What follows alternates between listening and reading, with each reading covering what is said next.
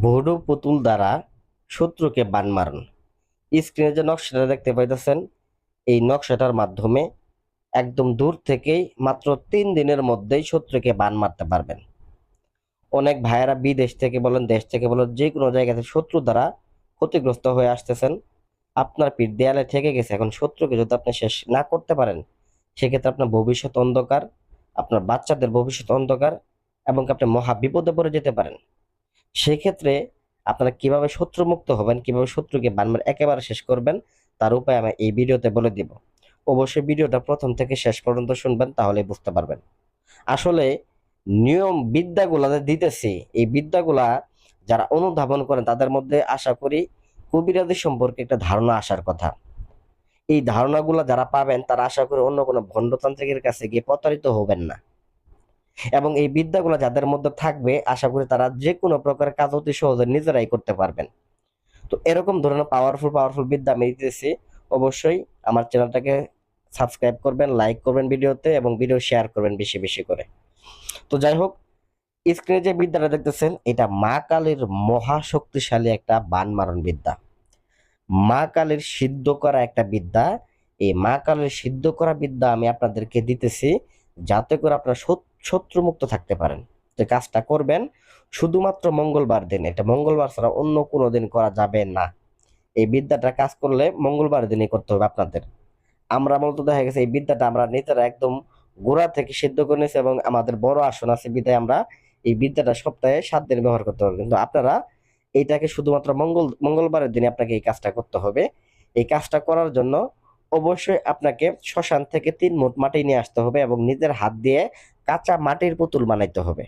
আর যদি পারেন যে কুমারের কাছ থেকে একটা মাটির পুতুল, পুরানো সারা মাটির পুতুল চুরি করে আনতে পারেন, সেক্ষেত্রে আপনার পক্ষেই ভালো।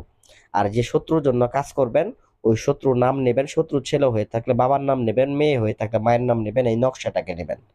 বাজার থেকে কিছু মোমবাতি আগরবাতি কিনে আনবেন, কিনে এনে আগুন জ্বালাবেন। এবং কি এইখানে বিশেষ করে যে জায়গা আসনটা করবেন, পবিত্র জায়গা বেছে নেবেন। কোনো অপবিত্র জায়গা আসনটা করবেন না, কারণ অনেক সময় অনেক ভাইয়ের আছেন আসন কিভাবে করতে সেটাই জানেন না। একটা আসনকে সুসজ্জিত করে তারপরে পাক পবিত্র হয়ে কিন্তু একটা আসনের মধ্যে বসতে হয়। তো অবশ্যই এই কাজের মেন উপকরণ হচ্ছে আপনাদের সাধারণ যে হরিণের চামড়া, হরিণের চামড়ার উপরে কিন্তু এই নকশাটা অঙ্কন করতে হবে। এই হরিণের চামড়া কোথায় পাবেন? হরিণের চামড়া কবিরাজের দোকানে গেলে পরে আপনারা কিনতেই পাবেন, যেখানে কবিরাজের জিনিসপত্র বিক্রি করে। আর বিশেষ করে ওই পুতুলটাকে বানানোর পরে হরিণের চামড়ার উপরে এই নকশাটা অঙ্কন করে শত্রুর নামটা, শত্রুর পিতার নামটা সুন্দর করে লিখে দিবেন, ব্যাস। এতটুকুই কাজ। আর লেখার কালি হিসেবে ব্যবহার করবেন পাঠার রক্ত। তো বলতে পারেন, ভাই পাঠার রক্ত এত বড় আস্ত একটা পাঠা বলি দিয়ে পাঠার রক্ত দিয়ে লিখবো? হ্যাঁ ভাই, এটা পাঠার রক্তই লাগবে। পাঠার রক্ত যদি আপনি না দিতে পারেন, সেক্ষেত্রে এটা অপবিত্র চালান হয়ে যাবে। অপবিত্র চালানের ক্ষেত্রে আপনারা ব্যবহার করতে পারেন সেক্ষেত্রে মাসিকের রক্ত। মাসিকের রক্ত অথবা পাঠার রক্ত এই কাজের মধ্যে ব্যবহার করতে হবেই। তো বলবেন, ভাই এত কঠিন জিনিস আপনি বলো সহজেই বান মারণ, তো এখন কঠিন হলো কেন? ভাই এই জিনিসগুলা যদি আপনি না দেন, কারণ প্রত্যেকটা জিনিসের নিয়ম আছে। আপনাকে যদি বাংলাদেশের মধ্যে যে রাস্তা চলতে হয়, আমরা সবসময় কি বাম পাশ দিয়ে রাস্তা চলি কেন? কারণ ডান পাশ দিয়ে রাস্তা চলে হয়তো অ্যাক্সিডেন্ট হবে। কিন্তু আমাদের যে মতো দেখা যায় এই বিদ্যাটা আমাদের সঠিক নিয়মে যদি না দেন, সেক্ষেত্রে কিন্তু এটা উল্টা আরো হিতে আপনার ক্ষতি করবে। লাভ তো করবে না, আরো ক্ষতি করবে। যাই হোক ভিউয়ার্স, পাঠা রক্ত দ্বারা বা মাসিক রক্ত দ্বারা অঙ্কন করে তারপরে কি করবেন, ওই পুতুলের মধ্যে ভরে নেবেন। পুতুলের ঠিক পেটের মধ্যে সুন্দর করে এই নকশাটাকে ভরে নেবেন। আপনার আর কোনো কিছু করতে হবে, সরাসরি নিয়ে যাবেন কালী মন্দিরের সামনে, মা কালীর মন্দিরের সামনে, দরজার সামনে, ঠিক দরজার সামনে এইটাকে পুঁতে দিয়ে চলে আসবেন।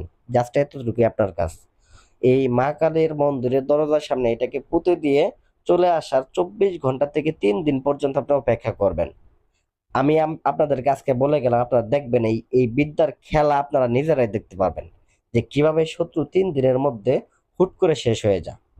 আপনার কল্পনাও করতে পারবেন না যে এত টাকা খরচ করলাম আর সিম্পল এই বিদ্যা দ্বারা কাজ হয়ে গেল।